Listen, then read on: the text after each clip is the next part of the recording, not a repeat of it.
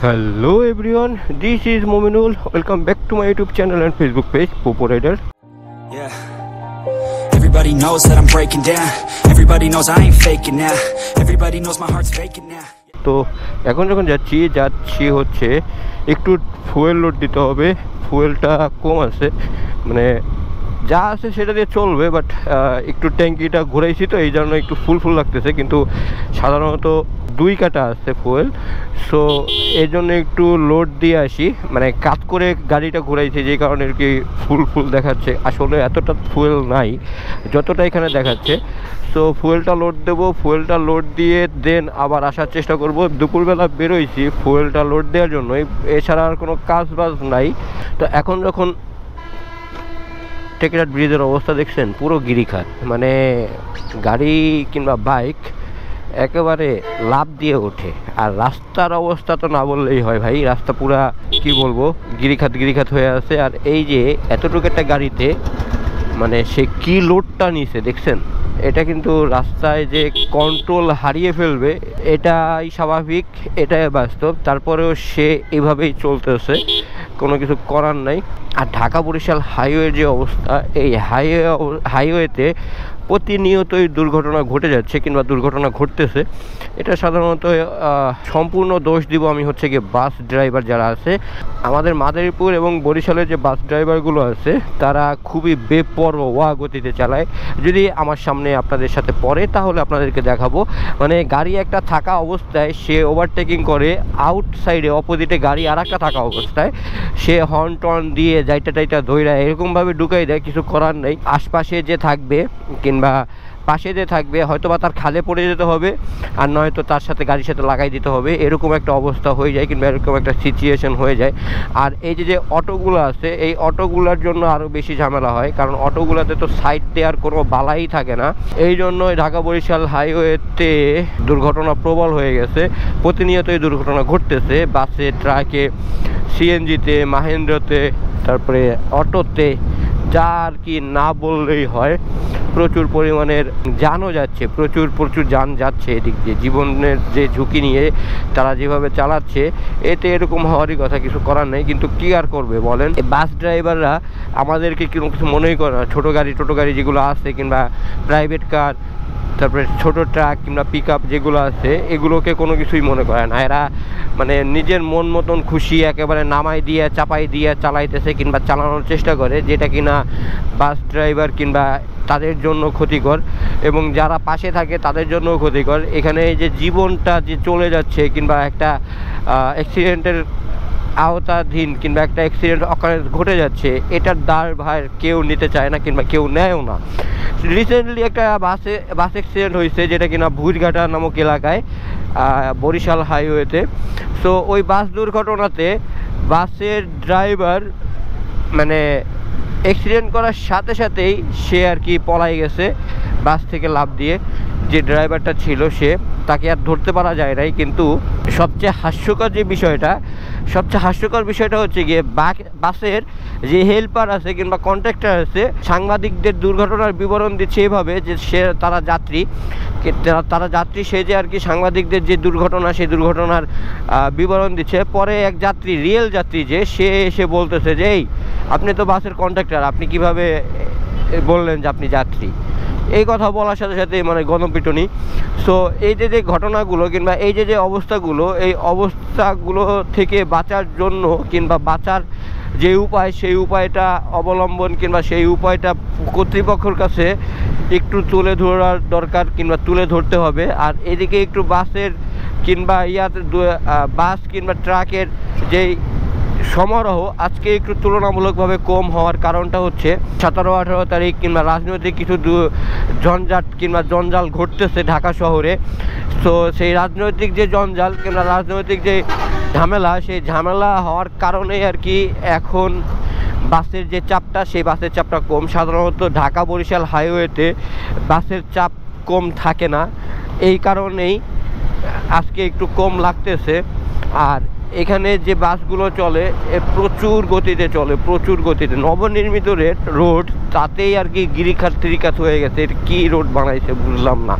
আর রাস্তা দিয়ে two wheeler যেগুলো আছে সেগুলো চালানো খুবই বিপজ্জনক। কারণ খুবই বিপজ্জনক এই কারণে যে এই যে গিরিখাত টিরিখাতগুলো আছে যেটা কিনা পুরোটা ভাঙ্গা পর্যন্ত। এক্সপ্রেস হাইওয়েতে ওঠার পরে আর এগুলো বালাই থাকে না, কিংবা এক্সপ্রেস হাইওয়েতেও দুই একটা গিরিখাত টিরিখাত আছে কিন্তু সেগুলো মার্ক করে দেয়া।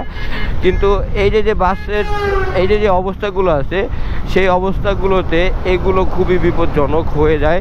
কিংবা টু হুইলার যেগুলো আছে সেগুলো যদি এইগুলোর উপরে পড়ে তাহলে কিন্তু একটা বিধিখিস্ত অবস্থা হয়ে যায় কিংবা বিধিখিস্ত অবস্থা হয়।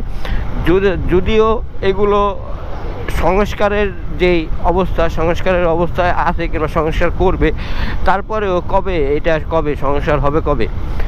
একটা অ্যাক্সিডেন্ট তো প্রতিনিয়ত এদিকে হচ্ছে। সেদিনও ওই যে এইখানে অ্যাক্সিডেন্ট হয়ে গেছে, যে ছাগলছিটা নামক এলাকা আছে সেই ছাগলছিটা নামক এলাকাতে অ্যাক্সিডেন্ট হয়ে গেছে। মুখোমুখি সংঘর্ষ বাস এবং বাসের সাথে, মাঝখানে একটা হুন্ডাও ছিল মেবি। তো অনেক লোক মারা গেছে ভাই, অনেক লোক মারা গেছে। এবং হুন্ডাতে যে ছিল আমার একটা বড় ভাই ছিল, সেও মারা গেছে। সো এই যে দুর্ঘটনাগুলো, এই দুটো ঘটনাগুলো সতর্কতামূলক যেই বার্তা কিংবা সতর্ক কোথায়।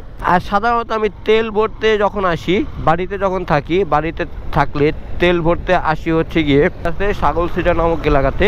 কারণ এদিকে তেলটা তুলনামূলকভাবে ভালো এবং তুলনামূলকভাবে সাশ্রয়ী।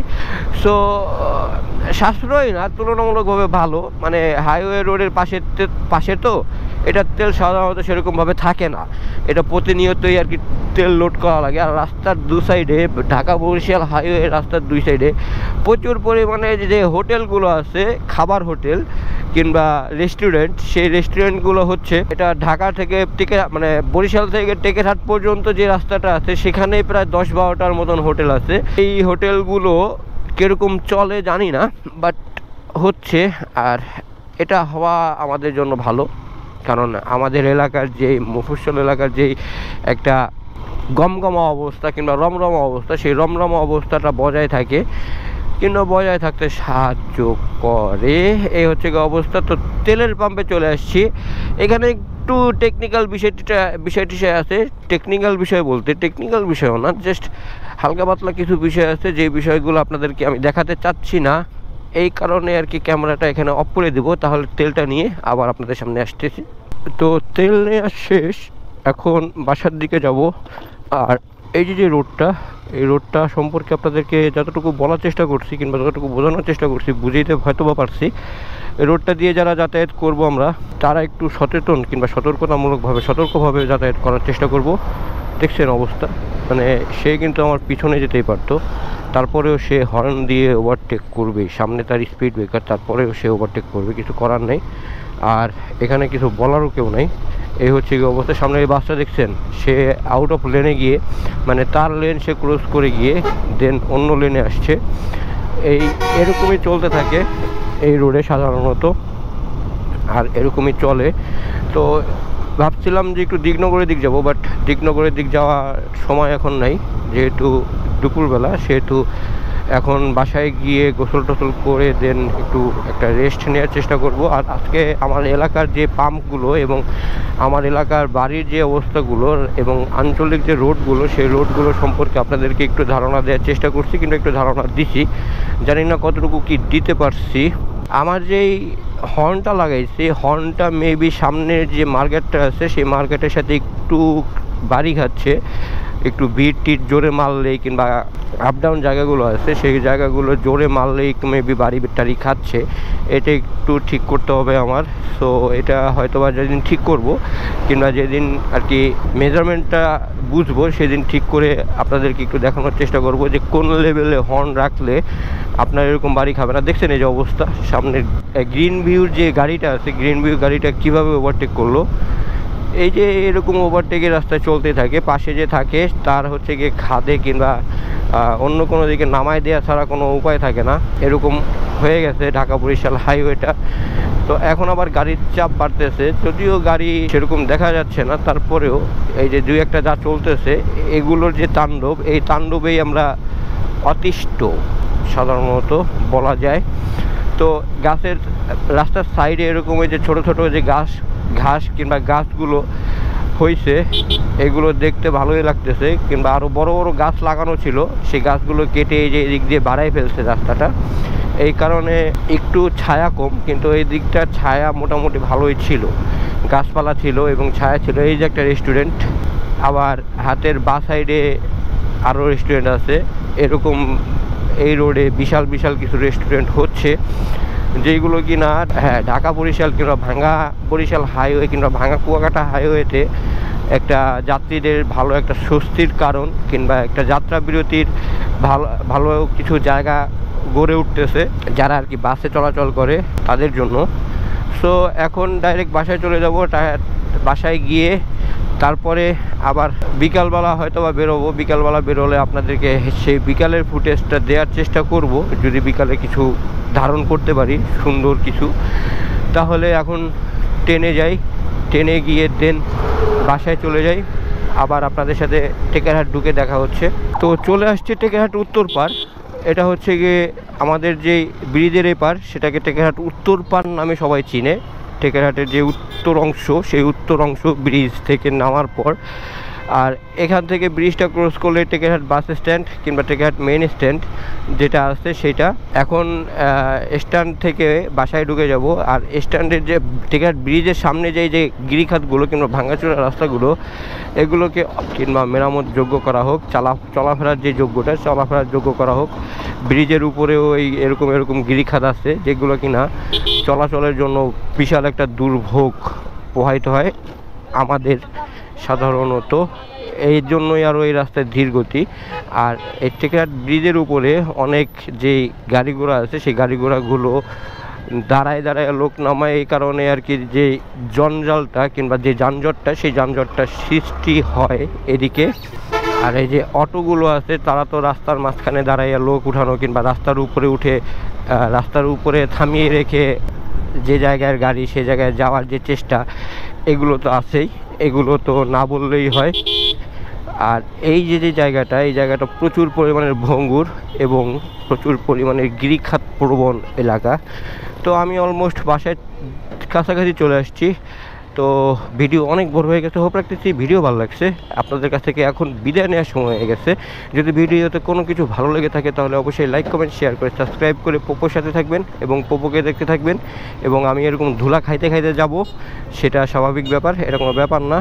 তো আজকের ভিডিও থেকে এখানে বিদায় নিচ্ছি। Tata, bye bye.